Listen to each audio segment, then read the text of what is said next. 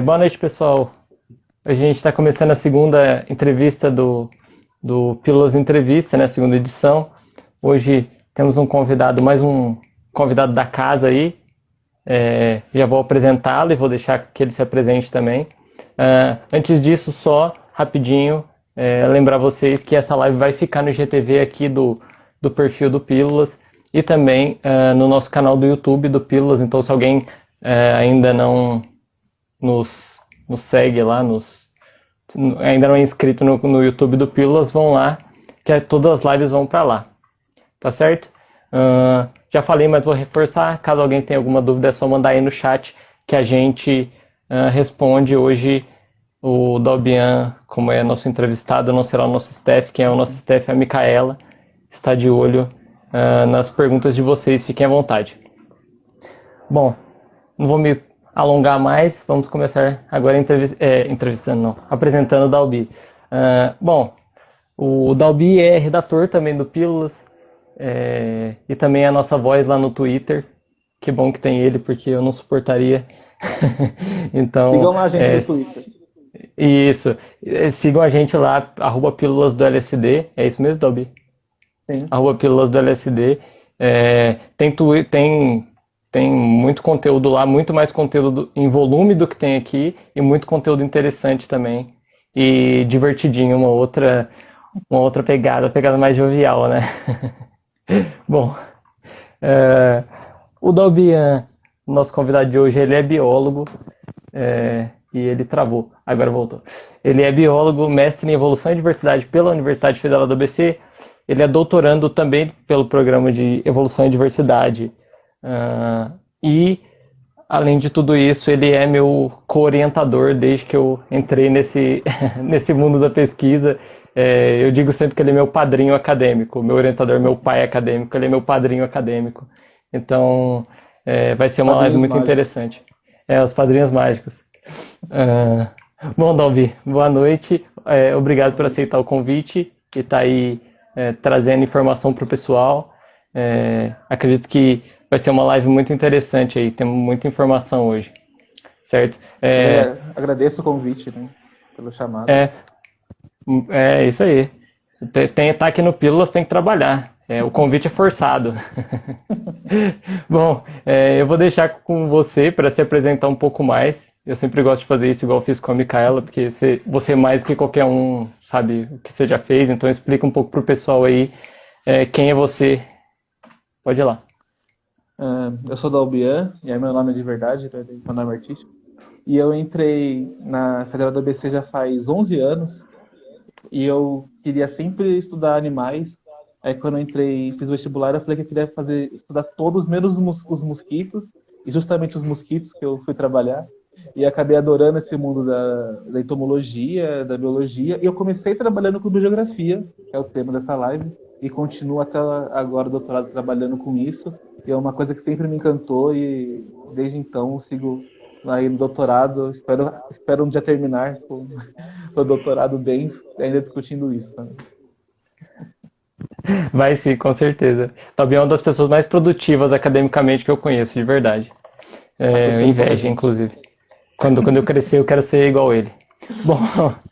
Bom, Dalbi, eu mandei, como eu fiz na outra live, eu mandei umas perguntas pro pessoal nos stories, né? E a primeira delas foi se eles sabiam o que era ou não biogeografia, né? Que é o tema principal da live, né? E mais de 60% das pessoas disse que sim, sabia o que era biogeografia, né? O que mostra que o nosso público é muito bem informado, ou ele é só muito nichado também, né? Talvez a gente acumule todos os biólogos no nosso público e todo mundo saiba por conta disso. Mas, de qualquer forma, tinha gente que não conhecia o termo, então acho que você poderia começar, então, pelo começo, né? Explicando o que é biogeografia. É engraçado, né, que acho que nem os biogeógrafos sabem direito o que é biogeografia. Tem uma definição que é muito clássica, né, que a biogeografia é o estudo da distribuição dos seres vivos no planeta. Então, é o estudo que vai analisar como as espécies estão distribuídas em sua localização mesmo. Só que como você faz isso é bem diferente, mudou muito ao longo dos anos, e os métodos para chegar nisso são bem diferentes. Então, é um estudo que é muito interdisciplinar. Então, bebe da fonte da geografia, da biologia, de geologia, genética, usa diversas fontes para tentar entender como que, então, que os organismos foram parar lá onde eles estão e por que não estão em outros lugares. Certo. É Antes tem um. uma, deixa eu falar que o Croizat, que é um biogeógrafo importante, ele tem uma frase que é muito ilustrativa, que ele fala que a Terra e a vida evoluem juntas. Eu acho que ele define bem o que é biogeografia, que é a Terra e a vida evoluindo juntas e os biólogos tentando identificar essa bagunça. Certo. Bom, então agora que já foi explicado o que é biogeografia, eu queria saber um pouco sobre os processos, né? Porque se a biogeografia é o estudo de como que os seres vivos estão distribuídos, que processos são responsáveis por essa distribuição?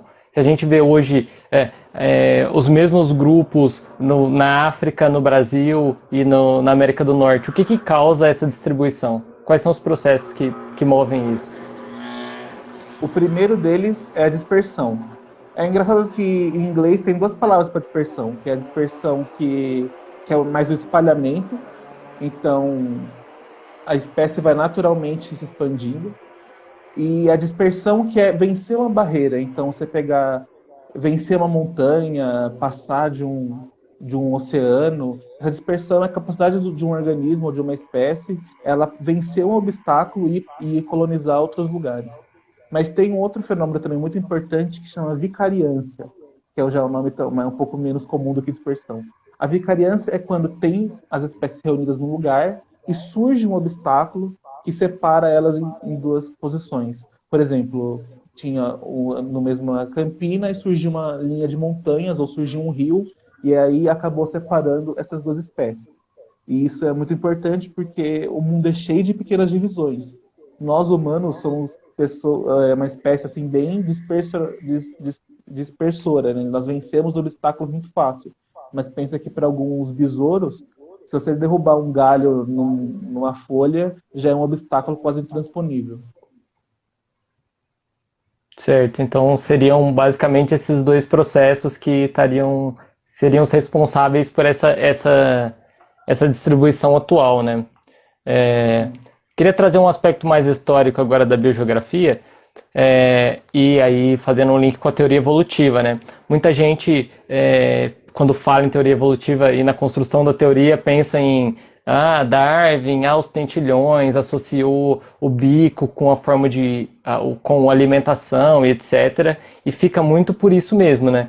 E pouca gente sabe que a biogeografia também teve um papel nesse processo de pensar a construção da teoria evolutiva, né? Tanto pelo Darwin quanto pelo Wallace, né? Como que isso funcionou? Qual foi o papel da biogeografia nesse processo? A biogeografia sempre foi muito atrelada à evolução. Antes mesmo do Darwin, o Buffon pensava, por exemplo, na dispersão dos elefantes da Ásia e na África como motivador de evolução. Então, eles passariam pela evolução enquanto eles teriam vencido essa dispersão e colonizado novos ambientes. O Darwin não tinha o título assim de biogeógrafo que a gente tem hoje, mas ele se atentava muito à biogeografia. Ele coletava com precisão muito exata dos locais, ele se atentava à distribuição de ambientes. E foi muito curioso o que aconteceu em Galápagos, né? Ele ficou bastante tempo lá em Galápagos, quebrou o barco dele, eles tiveram um tempo maior lá. E lá os tentilhões, eles têm um isolamento muito específico nas ilhas, né? Os tentilhões que passaram pelo processo de ser uma espécies novas, eles são muito restritos também a cada ilha, a cada mini localidade. E os tentilhões chegaram por dispersão da costa, né, da americana lá em Galápagos, e as vicarianças do lugar ajudaram a dividir os microclimas e microambientes, favorecendo o que a gente chama de simpatria, né? Então, a divisão das populações. Isso facilita a evolução, porque eles estão em ambientes isolados e com isso eles evitam a troca de genomas. Então a biogeografia nesse caso teve tudo a ver com a evolução e o Darwin percebeu isso e vai estender isso mais para frente, que é essa sensação de quando você está separado, a evolução consegue agir melhor e quando você separa e isola, a evolução consegue agir nessas pequenas populações. É, pode falar alguma coisa da UB, porque eu acho que seu som sumiu. Alô? Tá me Ah, ouvindo? agora foi. Tá certo, então. Cortou tudo que eu falei do Darwin, é isso? Não, não cortou não, cortou não. Ah, Foi só o tá. finalzinho. Tá bom. Ok. Então, a gente já falou sobre a influência da biogeografia no passado, né, da história evolutiva, mas a biogeografia também é uma ferramenta muito interessante para a gente estudar a evolução dos organismos hoje, né? Como que a gente pode, então, fazer esse uso da biogeografia e da distribuição dos grupos e dos animais ou de qualquer outro tipo de organismo para estudar a evolução desses grupos? E como que esse padrão pode nos ajudar a entender como que aconteceu a evolução de um determinado grupo? Como eu disse, a Terra e a vida evoluíram juntas, né? Então, para você entender como que foi a evolução de um grupo, você tem que necessariamente entender e como que se deu essa distribuição desse grupo. Não faz sentido pensar nos marsupiais da Austrália, dos cangurus, sem pensar na Austrália, no isolamento dela. Isso gera pressões evolutivas que ajudaria a moldar e contar a história desse grupo. A biogeografia é muito interessante para estudar a evolução, porque os padrões que você acaba recuperando funciona de duas mãos, né? Entender a evolução dos organismos ajuda a entender esses ambientes.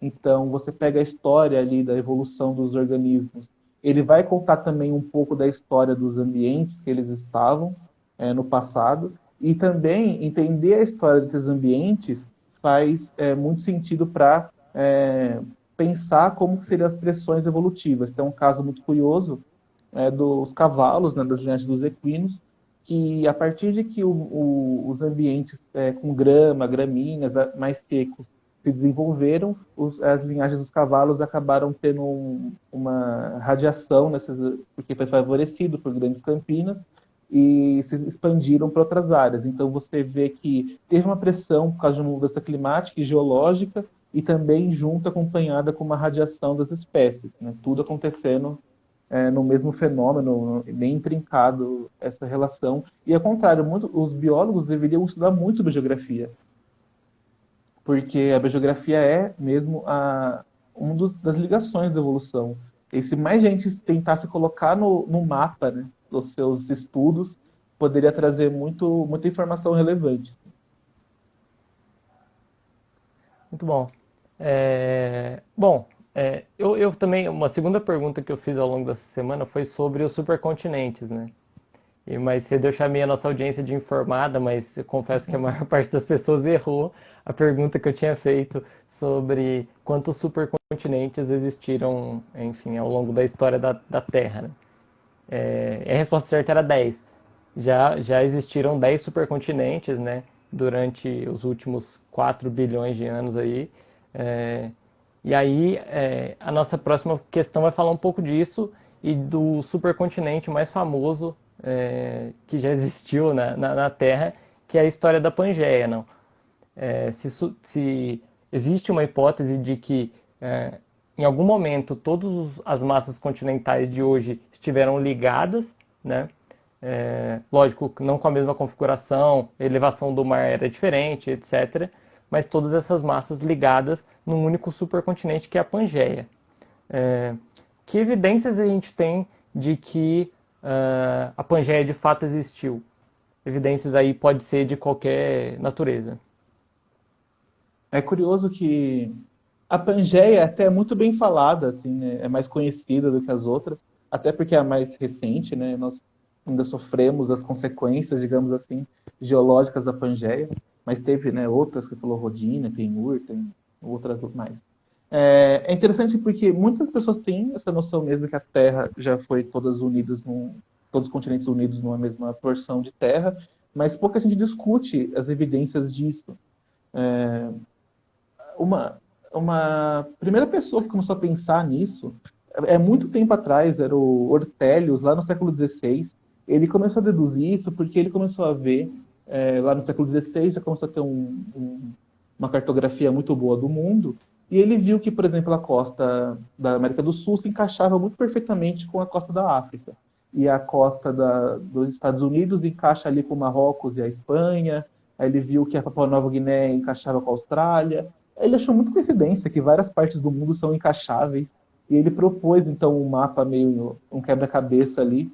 Essa ideia rolou por vários séculos, sempre as pessoas meio ridicularizavam essa história, e demorou muito tempo. O Richard Wagner, lá em 1913, ele propôs que uma teoria que os continentes se movem.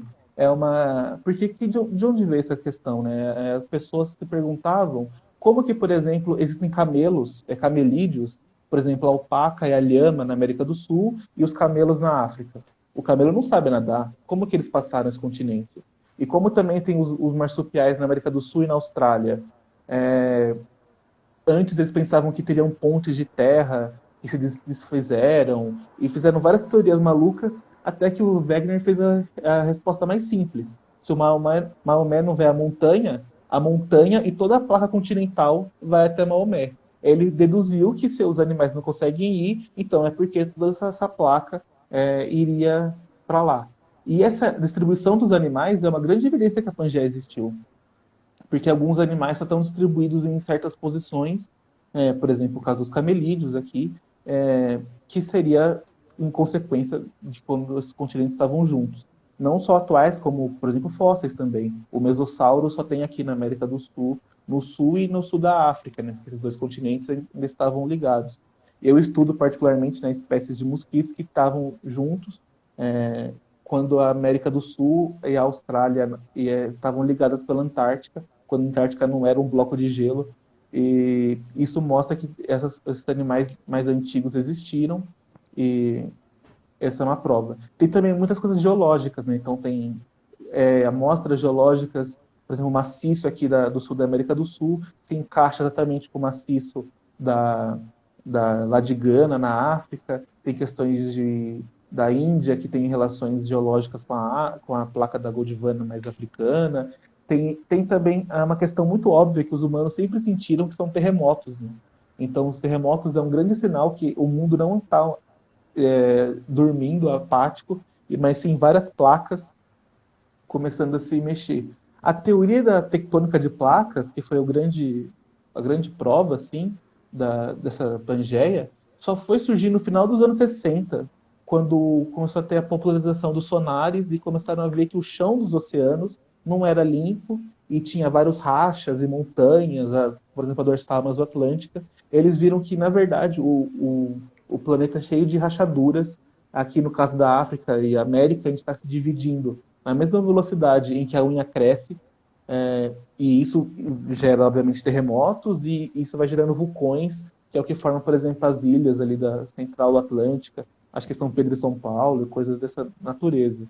E aí você começa a ter essas evidências, e a posição mais óbvia é que eles um dia se uniram, e na verdade eles estão como um carrinho de bate-bate, né? Eles vêm, se juntam, separam, voltam de novo.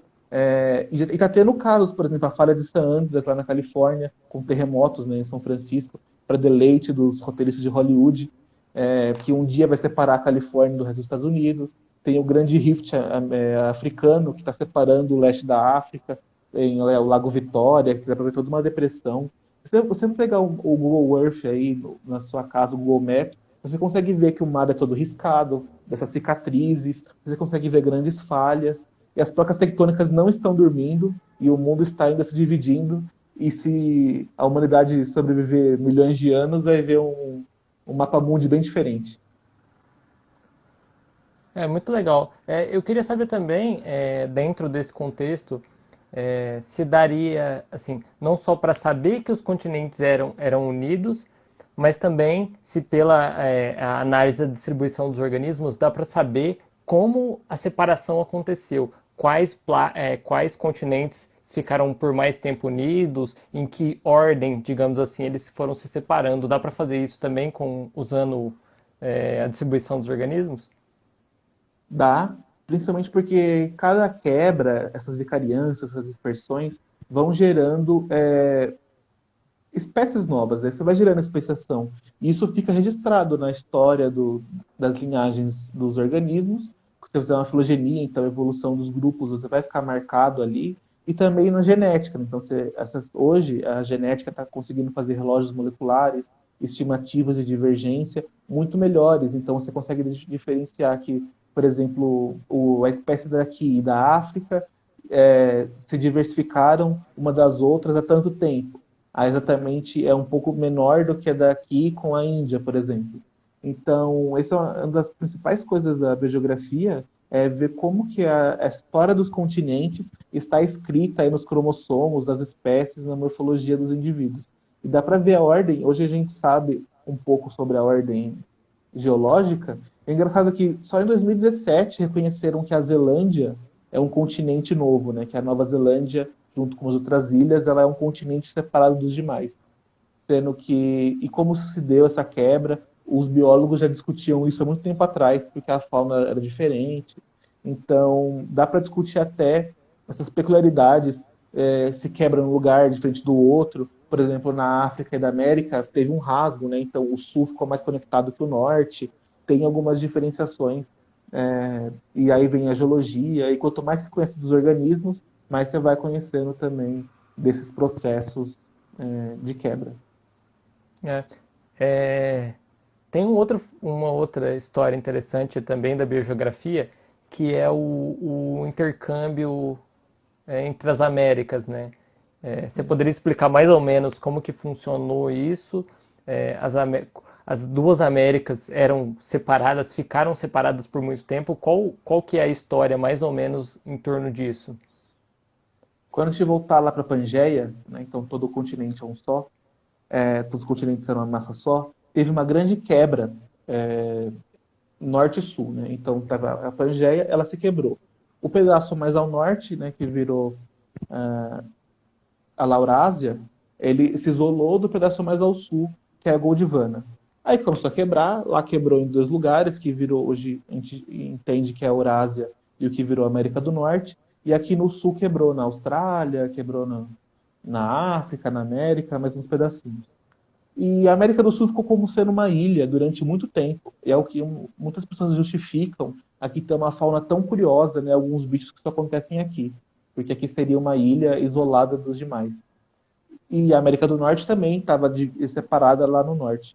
Só que, como eu disse, né, as placas continuam mexendo. E tanto que tem espécies que estão nos Estados Unidos e no México, que são muito mais próximas às espécies da Europa, por exemplo, corvos e coisas assim. E tem espécies daqui da América do Sul que são muito mais próximas da África, da Índia, da Austrália, justamente porque essa divisão da Pangeia. Só que tem placa vai, placa vem. Um dia elas se encontraram aqui, um pouco mais próximo, e formou o Istmo do Panamá. Se você vê o Panamá, ela é uma coisinha muito pequena que junta essas duas massas.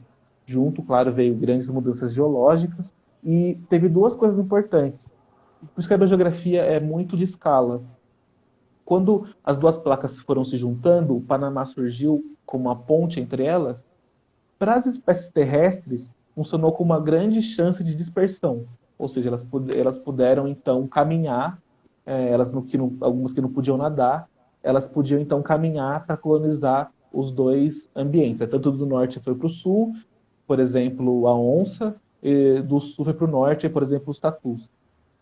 Só que para os peixes, ambientes marinhos, funciona com uma grande vicariância, porque o Atlântico e o Pacífico agora tem uma divisão muito séria e acabou muitas espécies surgindo, porque é a mesma coisa que junta aqui acaba separando. Claro que hoje com o canal do Panamá gerou algumas mudanças e misturas nessa história toda, mas em geral, quando você junta essa ponte de terra, muitos animais trocaram as faunas do norte e do sul, como você falou, chama de grande intercâmbio americano. Hoje a gente entende que muitas dessas espécies, como a onça que veio para cá, e muitos fósseis também da megafauna acabaram surgindo. Aqui tinha uma espécie de cavalo, aqui tinha uma espécie de elefante. E acabaram essas trocas aconteceram. Por um acaso, grandes predadores se deram muito melhor aqui na América do Sul, porque aqui era uma ilha, né? Então, ilhas costumam ter os animais mais bobos, digamos assim, para predadores, e aí veio esses grandes predadores e se instalaram aqui. Mas teve uma grande troca, tanto do norte para o sul, quanto do sul para o norte, e ali no Panamá, essa troca. Isso mostra como que a dispersão, às vezes você precisa muito de uma ponte mesmo, as pontes de terra realmente existem, acabam existindo, os humanos chegaram aqui na América por uma ponte dessas, lá no Estreito de Bering, quando estava tudo congelado, e os animais aproveitaram desse istmo do Panamá para poder cruzar. Isso mostra como a história de pegar, por exemplo, o Brasil é muito complexo. Tem que pensar linhagens animais que estavam desde que os continentes eram juntos, desde que a Gondwana estava junta, na quebra da África, na junção com a América, bichos de cima que vieram para baixo. É um cenário muito complexo, fora as implicações aqui da nossa natureza também. Sim, muito interessante essa história. E tem muitas mais, né? Eu acho que a gente pode seguir agora para um outro tema muito interessante dentro da biogeografia, que é a biogeografia de ilhas, né? É um ramo da biogeografia que ele é bastante particular, né? Eu queria que você tentasse explicar para a gente um pouco por que as ilhas são ambientes particularmente interessantes para a biogeografia e para a evolução como um todo. Eu acabei de falar, né, que a América do Sul era uma ilha, e isso gerou diversificações. A ilha, ela tem uma vantagem porque ela consegue isolar é, dispersões de outras linhagens, né? Então, por exemplo, você pensa na Austrália, não tinha grandes felinos na Austrália até os humanos chegarem com os gatos.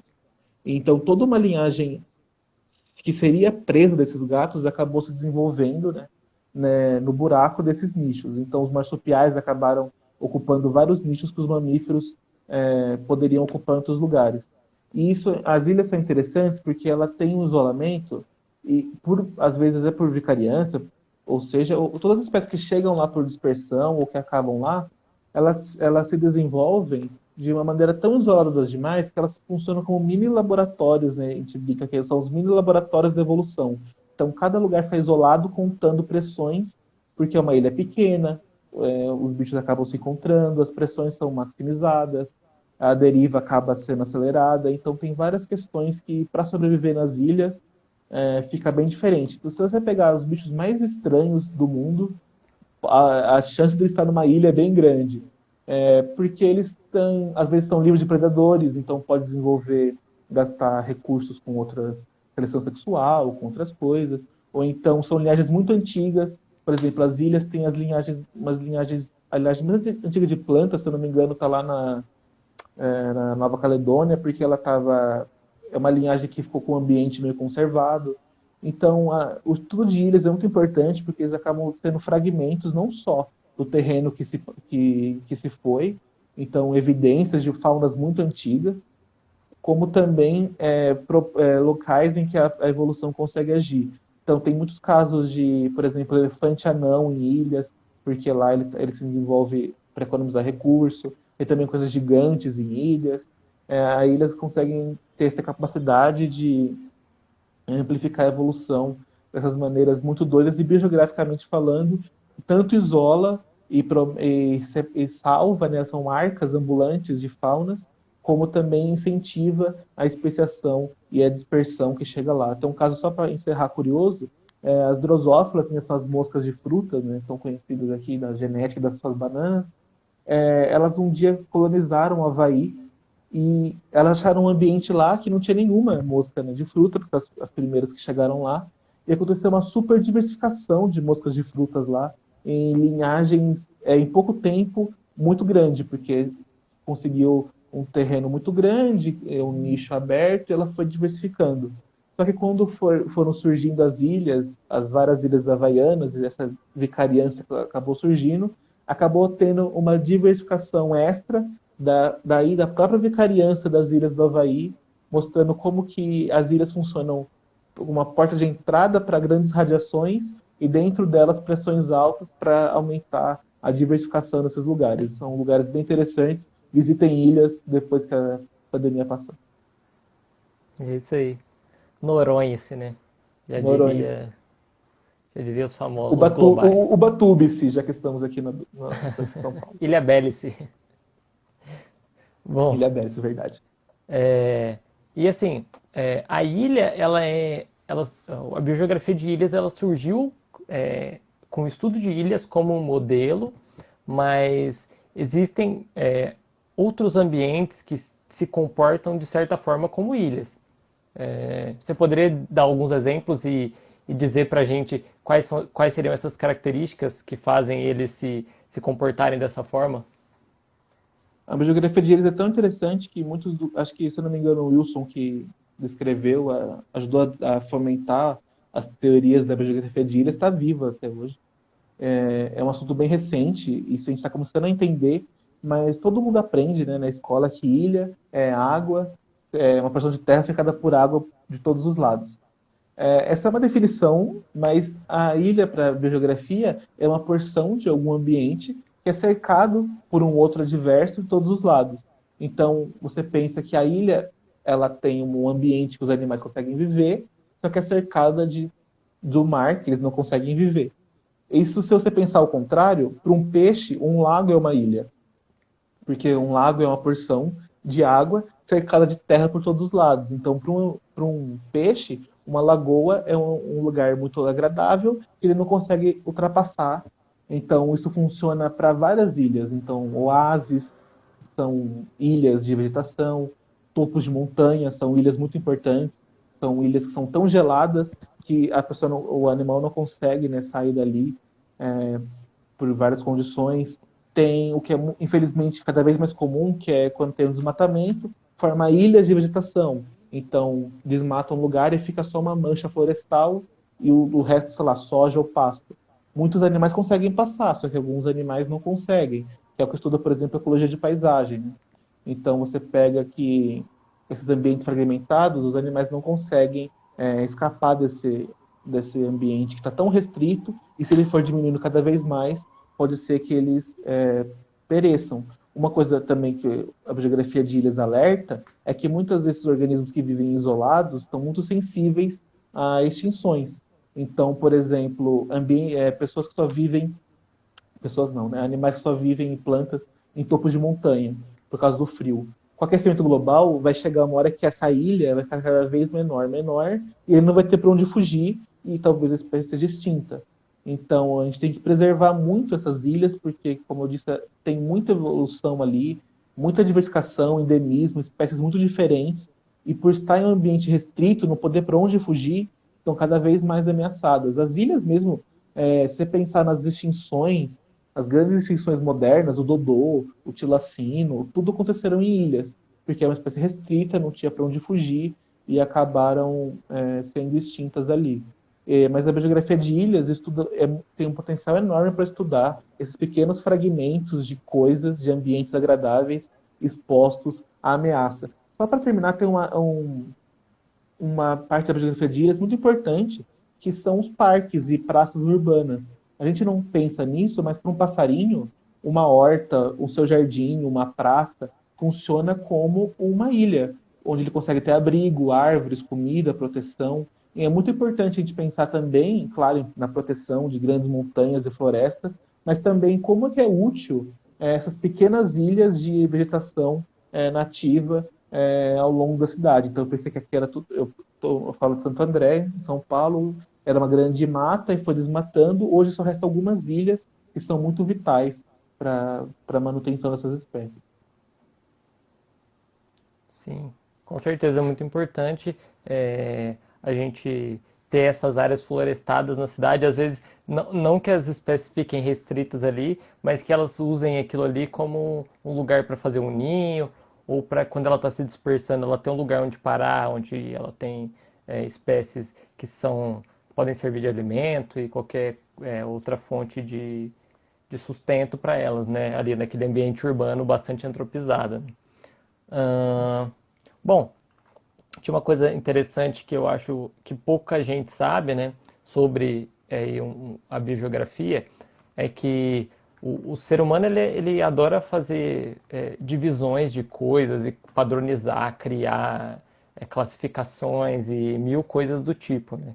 E a biogeografia ela criou também uma divisão do globo que também está ligado o que a gente já falou sobre Pangeia, etc. Também tem uma relação com isso, né? Então tem uma divisão do globo que é biogeográfica, né? Você pode explicar para a gente como que se define essas grandes áreas biogeográficas do planeta e quais são elas e onde elas estão? os humanos adoram tanto separar as coisas, que gastaram tanto tempo dividindo áreas, biologia, geologia, a gente criou um termo para tentar juntar isso, já separando dos demais.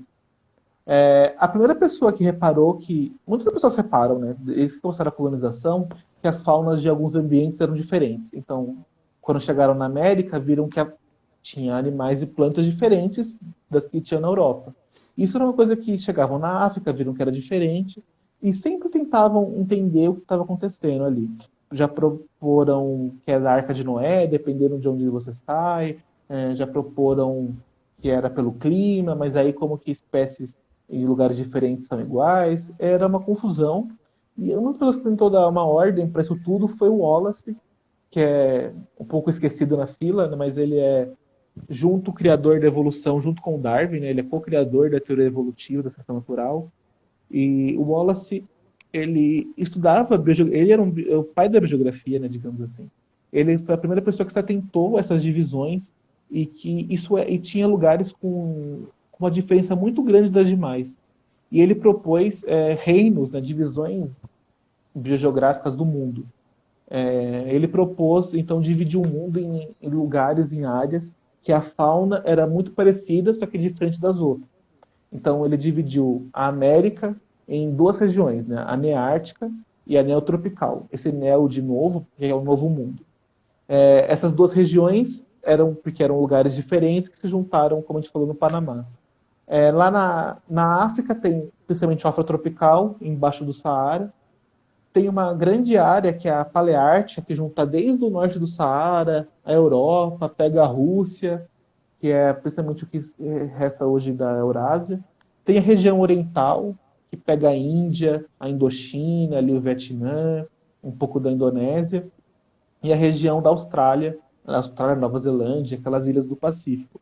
E o Wallace ele era muito preciso nas definições dele. Ele coletava e ele atentava para as pessoas coletarem com localidade, isso num tempo que não existia GPS, não existia nada disso. Ele tentava fazer as coletas mais precisas possíveis e ele descobriu o que é chamada linha de Wallace, né? Uma linha imaginária que separa a região oriental da Australásia e ele passa do lado de Bornéu e Sumatra, lá na Indonésia. Ele descobriu que as faunas e floras ao sul dessa ilha de Wallace eram muito mais parecidas com a Austrália. Então tinha muito marsupial, não tinha muito mamífero, tinha muito morcego. E as espécies ao norte dessa linha de Wallace, ali Bornéu e Sumatra, era uma fauna completamente diferente. Apesar de Bornéu e Sumatra e das outras ilhas estarem muito próximas, ali todos na Indonésia, a fauna era muito diferente. Já tinha primata, tem, por exemplo, orangotango, tem rinoceronte, tem elefante, sendo que algumas ilhas, uma questão de quilômetros para lá, já não tinha nada.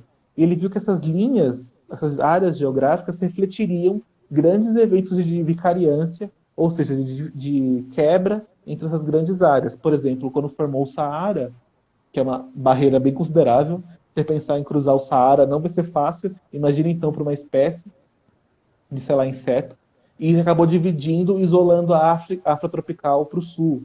Então, abriu o Atlântico, então separa a Neártica da Paleártica. E ele conseguiu achar essas pequenas áreas em que a fauna é um pouco parecida entre elas. Então, tem elementos que é distribuído em toda a região.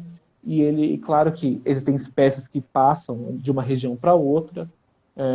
Por exemplo, a onça parda vai desde a Patagônia até os Estados Unidos, mas normalmente a maioria das espécies acabam sendo restritas a essas áreas. Há quem fale outras, né? Há quem ache Madagascar uma área separada, ali a província do Cabo, lá no sul da América do Sul. Mas, inclusive, eu tive um trabalho, né, um dos meus primeiros artigos, aliás, que foi tentar ver se os meus mosquitos, as que eu estudo, correspondem às áreas, e correspondiam bastante às áreas do Wallace. Então, mostrando que tem alguma coisa ali realmente, e você vai descobrindo que tem essas divisões acontecendo, e é uma forma de enxergar a natureza como um conjunto de espécies que historicamente foram reunidas no mesmo lugar. É importante até para a gente ver e pensar o mundo nessas maneiras do que a história nos diz da distribuição dos organismos. é bem interessante de discutir e pensar no mundo não como continentes ou países, mas como essas áreas em que a vida resolveu se dividir. Muito Indonésios, não legal. me escutem, não quero dividir seu país. Uma coisa que também é interessante a gente falar aqui um pouco é sobre quais. Já deu para ver agora durante a live que a biogeografia é uma ciência que tem uma fundação muito da ciência básica, né? Do conhecimento pelo conhecimento, né? Mas também há aplicações práticas do estudo da biogeografia, né? De que forma a gente pode aplicar esses conhecimentos sobre a distribuição dos organismos para pôr em prática, assim, por exemplo, para conservação de espécies ou, enfim, áreas relacionadas. Como que a gente pode usar na prática e, enfim, como direcionador de políticas públicas, etc., os conhecimentos da biogeografia. Estamos em momentos difíceis para falar de políticas públicas de conservação. Mas, primeiro que incentivo, sim, a ciência básica.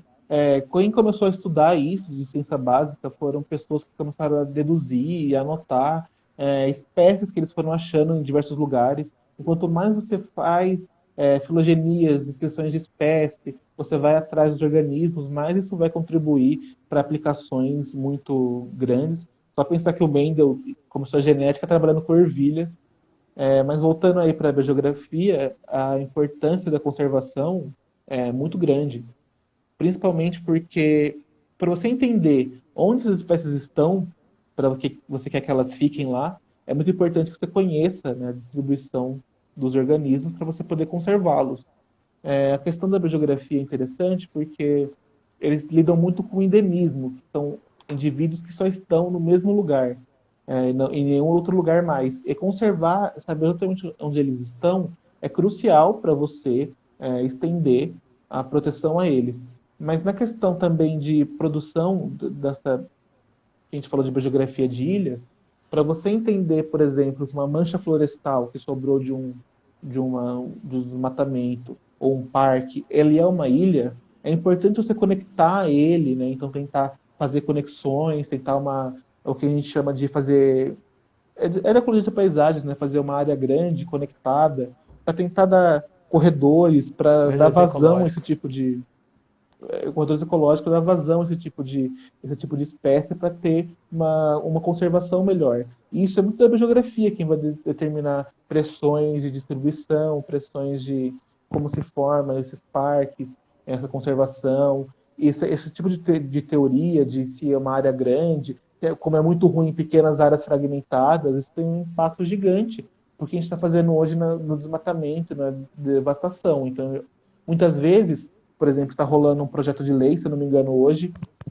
para fazer uma estrada para cruzar, para cortar o Parque Nacional do Iguaçu.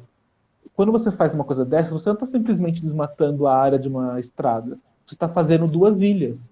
Você está produzindo uma vicariância em duas áreas. Nós conseguimos ultrapassar uma estrada, mas tem bicho que não consegue, atropelado, não vai conseguir. Então, quando você cria esses projetos de lei, você cria essas coisas em que há uma divisão, uma fragmentação dos ambientes, você está criando problemas e obstáculos, às vezes intransponíveis, para algumas populações, diminuindo elas e aprisionando em pequenas ilhas cercadas de problemas por todos os lados. E isso vai acabar com menos diversidade genética e vários problemas que podem levar até a extinção das populações locais. Uma simples estrada cria duas ilhas que são literalmente a metade do tamanho do que seria o ideal de onde elas viviam.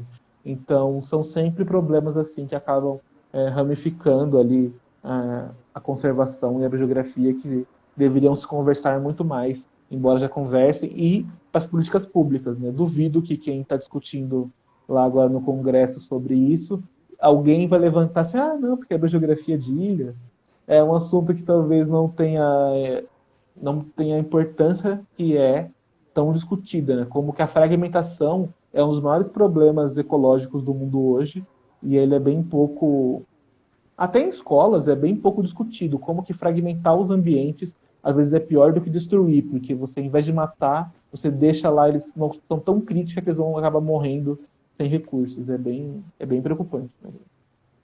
Sim. Também tem a questão é claro que o ideal seria conservar tudo o que dá, né? O máximo de áreas possíveis, né? Mas a gente sabe que o dinheiro é curto até para saúde, aí você pensa para conservação e para criação de unidades de conservação e etc. Então a biogeografia também entra nesse tipo de decisão, né? Se a gente tem um dinheiro finito para Tem. conservar, então a gente precisa tentar definir as áreas mais importantes ou mais relevantes, ou enfim, como que a biogeografia pode também contribuir para a gente definir áreas prioritárias de conservação e coisas do tipo. Tem uma coisa muito interessante, que é a biogeografia pensando no futuro, olhando para o passado. Porque hoje a gente está num ambiente que está esquentando, mas já teve mais frio, já teve mais seco. E pensar que é muito importante para as áreas é definir o que a gente chama de áreas de refúgio, né?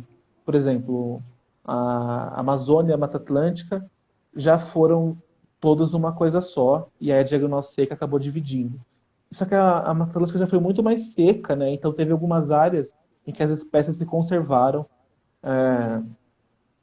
melhor. Então, essas áreas são interessantes como refúgio, que já foi refúgio no passado, tem que ser conservadas para o futuro. Então, quem estuda isso, define isso, é muito biogeografia.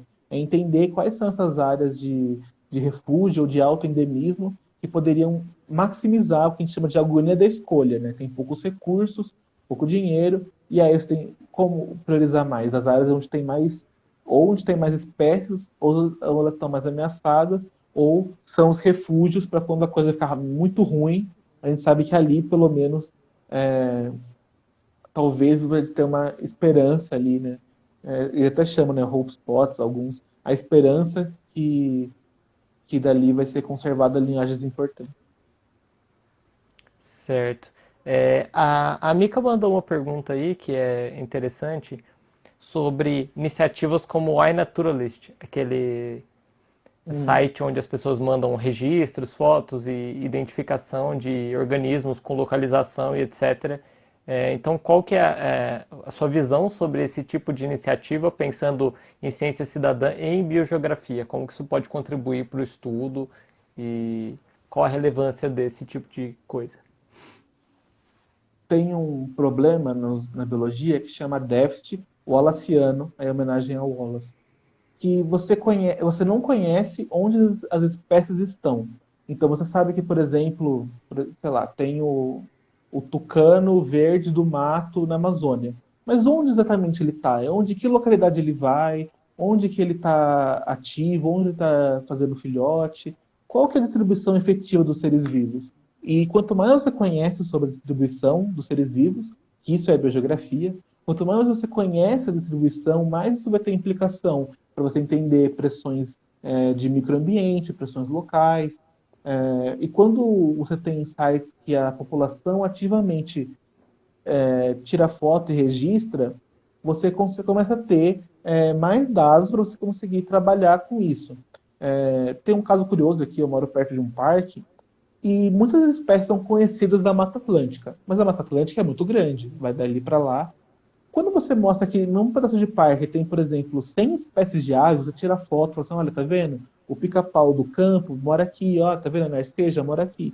Você tem registros de localidades, você começa a entender esse fluxo das espécies, a distribuição das espécies, aí você consegue ter medidas mais eficientes e mais locais. Eu acho que hoje, com o avanço do GPS, com o avanço de dados de iniciativa pública, e com o apoio de instituições, tem se conhecido cada vez mais a distribuição dos organismos, e é muito importante que vocês que estão assistindo tenham esse hábito também de registrar, de você ver um bicho muito incomum e falar, nossa, o que monstro está fazendo aqui? Tem muito caso, por exemplo, de câmeras de indústria que filmam de noite, de novo aqui puxando a sardinha para Santo André, a gente tem Paranapiacaba, que é uma região bem conservada da Mata Atlântica, passou o registro de uma onça numa câmera de uma fábrica que pegou e registraram, né, anunciaram, e com isso foram atrás para identificar. Então a gente consegue ver como que esses pequenos registros vão, né,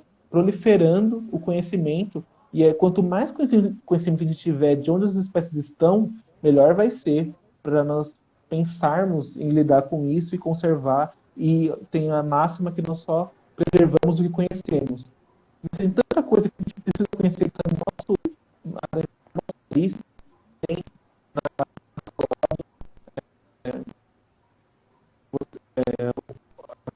questões de como seria